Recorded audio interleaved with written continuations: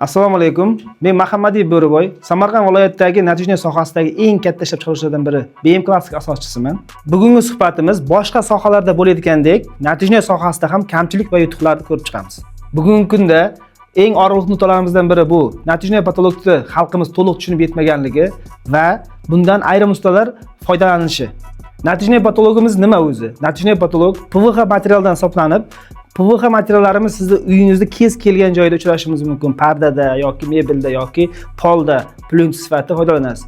Ayrim dizaynerlarimiz natijali patolog haqida noto'g'ri ma'lumotlar bergan. Natijali patologimiz ham ekologik toza, o'z sertifikatiga ega mahsulot hisoblanadi. Gipsokardon qanday vazifalarni bajarsa, natijali patolog ham xuddi shunday vazifalarni bajaradi. Issiq sovuq o'tishi yoki bo'lmasa havo o'tkazmasligi bir xil hisoblanadi. Shunchaki gipsokardonlarimiz urf bo'lgan sababi kez kelgan bozorlarimizda, rastalarimizda sotiladi. Natijali patolog esa har qanday bozordan topilishi qiyinroq mahsulot hisoblanadi.